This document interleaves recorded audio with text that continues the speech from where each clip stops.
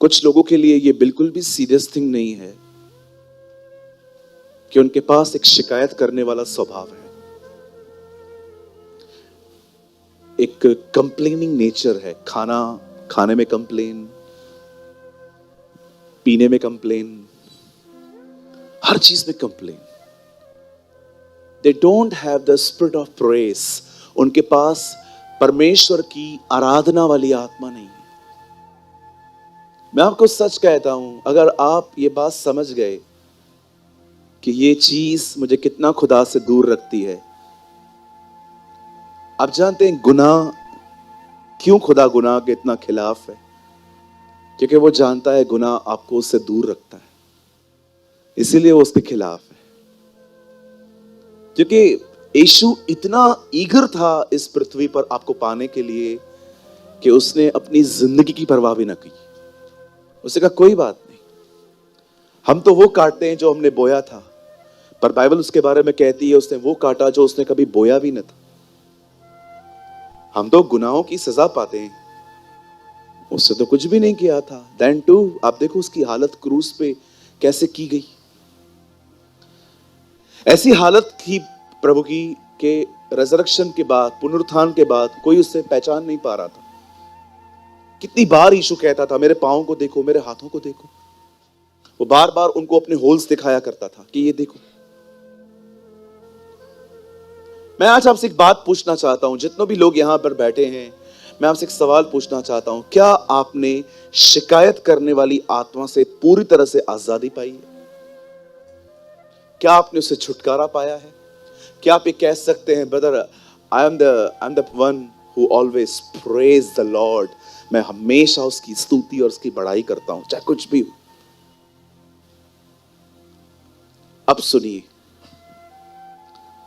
बहुत साल पहले इजराइल के लोगों के कुछ दुश्मन थे और ये सब नीनवे में रहते थे।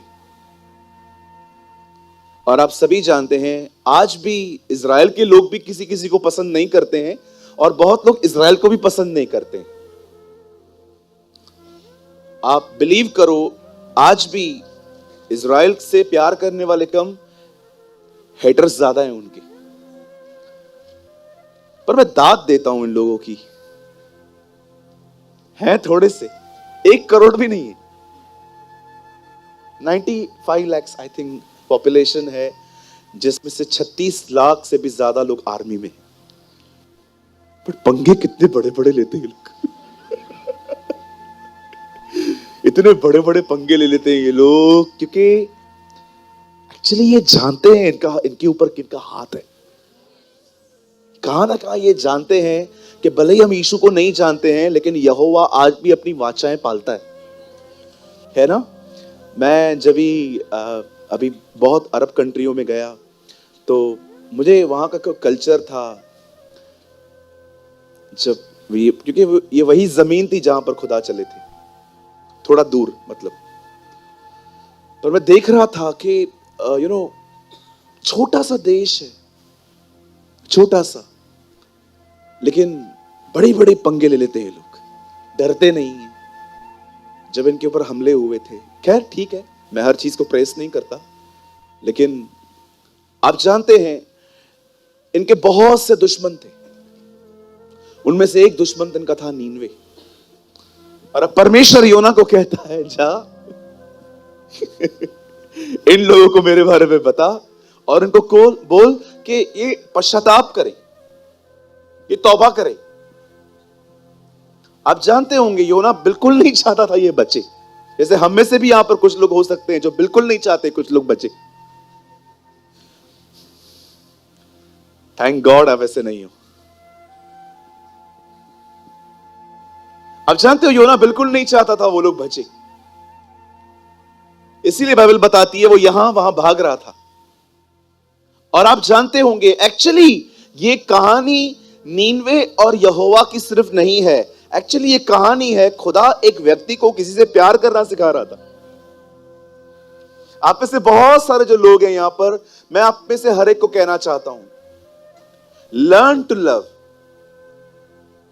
मैं नहीं कहता हूं कि जो आपके साथ आपके पीठ के पीछे आपको मारने आते हैं उनके साथ चलो ठीक है, मैं भी समझता हूं कुछ लोगों से डिस्टेंस मेंटेन करना ही पड़ता है, लेकिन मैं आपको बताना चाहता हूं इस दुनिया में कुछ ऐसे भी लोग हैं जिनसे आपको प्यार करना चाहिए, राइट? कभी कभी एक ठेस उसकी छवि बन जाती है हमारे अंदर। समझो यहां पर गौरंग है और मैं 2 वड़ा पाव लाया और मैंने दोनों वड़ा पाव रखे, एक इसके लिए एक मेरे लिए, और इतने में मैं पानी का बोतल लेने के लिए गया था कि हम वड़ा पाव खाने के बाद पानी का बोतल पी लेंगे। और जब मैं आया तो इससे लगा ये दोनों उसी के हैं और वो खा चुका था। अब ये मिस्टेक है कि पेटूपन है? मिस्टेक है। उसे लगा मैं दोनों उसके लिए लाया हूं, जबकि हमेशा यही सोचता है ये। लेकिन मुझे बाद में पता चला कि एक्चुअली ये नेचर नहीं है, ये मिस्टेक है। इसे लगा ब्रदर वहां पर खा के आए हैं, मेरे लिए 2 लेकर आए हैं मुझे देखकर। ब्रदर को पता है एक से मेरा क्या होगा, और मैं इसके लिए 2 लेके आया। लेकिन जब मैं बाद में आया मैंने कहा मेरा वड़ा पाव वो आपका था बेटा, 2 लोग हैं ना, 2 वड़ा पाव लाया ना। अच्छा सॉरी पास्टर जी, अंदर से निकाल के दूं अभी? नहीं ठीक है। अब मुझे बताइए ये मिस्टेक है कि ये दुष्टता है? मिस्टेक है जी। दुष्टता पता है क्या होती? इसे पता है ये मेरा है, उसके बाद भी खा गया। इसे कहते हैं दुष्टता। जो लोग आपके पांव को ऐसे नीचे पांव रखते हैं कि आप गिरे, कहिए अपने पास वाले से कृपया उनसे दूर रहिए। हाथ जोड़ के बोलिए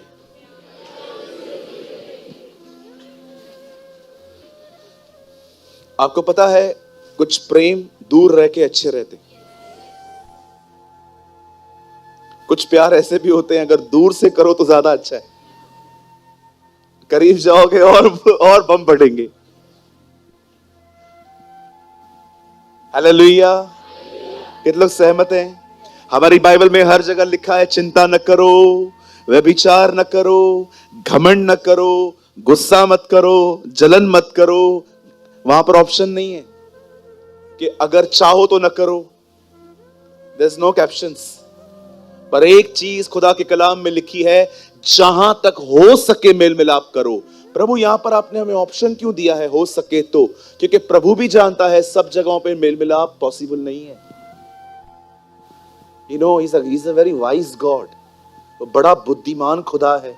वो जानता है कुछ मेल मिलाप करने के बाद बम फटेंगे, बम। बोलिए बाजू में बम। हाँ, इट्स बेटर कि कुछ दूरी पर कुछ प्यार किए जाएं।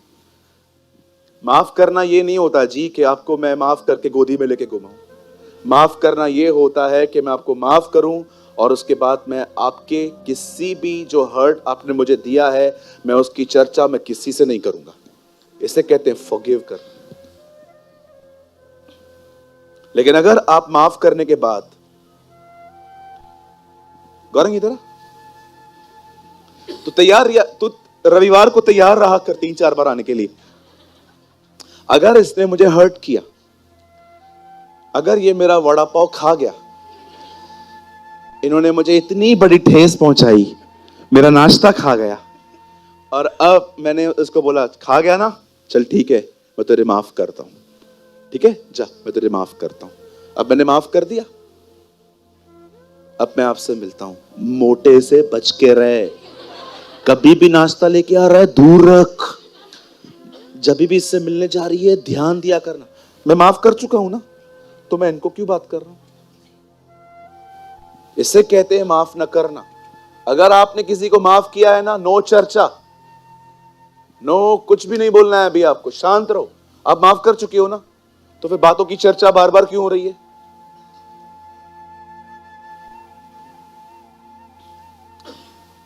एक बार अगर आपने किसी को माफ कर दिया है, आप उन बातों की चर्चा किसी से न करें।